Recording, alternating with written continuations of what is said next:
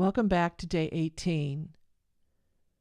Today I want to talk about the correlation between a label of a disease or an illness and what's going on in the body. Oftentimes, diseases have symptoms first and then someone gets a diagnosis. But what happens if you get a diagnosis and the disease itself has not yet manifested? What does that look like from an energy medicine point of view? What does it look like from a subatomic energy medicine point of view? When there is a disease present within the physical body, it shows up in the energy field as well as in the systems that it is affecting within the body. Different structures are formed based on the type of imbalance, illness, or disease present. But what do we do about that? How can we manage our health and wellness when most of us really can't see or feel or know particle wave structures in the field? Well, the good news is that I believe that everyone is hardwired with intuition. It is an apparatus. It is a structure. It is an unseen structure. Nonetheless, it has structure, and it moves into the body and triggers nervous system responses, and therefore language and understanding, symbology, and cognitive rational thought are elicited based on the nervous system's response, which is all predicated on the language, the unheard, the unseen, the unfelt language that made the energetic impact on the physical nervous system. What is in the field impacts what is in the body. What is in the body impacts what is in the field. Whether a condition is arising or declining, whether it is in a constructing phase or in a destructing phase. Nothing stays static in the field. Nothing stays static in the body, or in our minds for that matter, right? So when a disease or an illness has been labeled, and this isn't always the case, and let me say, if you've got a condition, follow your intuition, follow your physician's advice, follow your naturopathic advice. Just always seek outside help. We cannot do everything by ourselves. You can turn your intuitive eye inward into the body, into the region where you feel or sense an imbalance, and ask for it to be shown to you. Ask for the language to be expressed to you, the emotional intelligence, which is a chemical driver in the body, the biochemical intelligence, which shows you the directional movement of where something is going, a condition in this case. Is it getting better?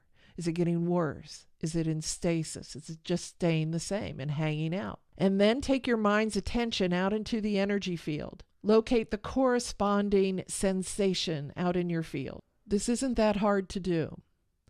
And don't forget to look to the side and behind you. People tend to forget that the energy field is all encompassing. And I know many of you know that intellectually, but when you go look for things, we tend to look in the front. And I can appreciate that and understand it.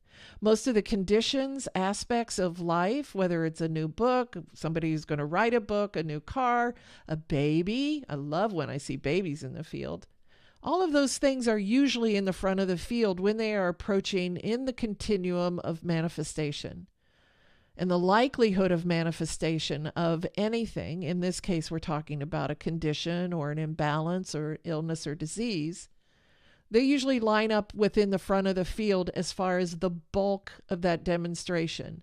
Nonetheless, there are partnerships throughout the entirety of the field which will reflect that condition. I'm just going to use the word condition. There is always multiplicity when a condition arises in the body, but that doesn't mean the full-blown disease is there. It certainly can mean the full-blown disease is there, but it's not always the case. Sometimes when people have a diagnosis, that label of the disease stays in the outer perimeter of what's known as the mental field.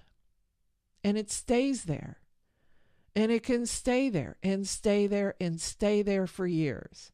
It doesn't necessarily have to manifest in the temporal area, which is the blueprint, if you will, of the physical body, which certainly does penetrate the physical body. It doesn't just stop at the edge of physicality. It goes into physicality. And yet the body can have symptoms that led to the diagnosis. No condition is unapproachable, but all things are in the field. All things are in the body. And even if you have an upset belly in the moment after eating some chili peppers you shouldn't have had, because you know they fire up the furnace in there, it's out in the field too. It's out in the field. Oftentimes, if you're aware and you take the time to look in the field, you'll see the potential, possibility, or probability floating right there in the field. So next time you feel a little queasy, or you have a headache, or if you've got the flu, or whatever's going on in your sweet body, take a few moments and put your mind's attention into the energy field around you. Go out to the leading edge first, all the way around. Circumambulate your body. Go all the way around. And it's simply not a circle like the rings of Saturn. You've got to go above your head. You've got to go below your feet, all the way around. And look at corresponding points. Look for emotional intelligence. Look for physical impact. Look at the colors that you might see there and take your mind's attention into those colors. If you see structures there, particles, waves, structures of density, something that's coagulating in the field, and look at those qualities. Look at those attributes: thick, thin, chaotic, still. Just check it out. We are all intuitive creatures, and it's easiest to look at your own body to start developing this skill. A skill that will be applicable anywhere, at any point in time, on anything. And I'll talk more about some of those experiences down the road. Until next time.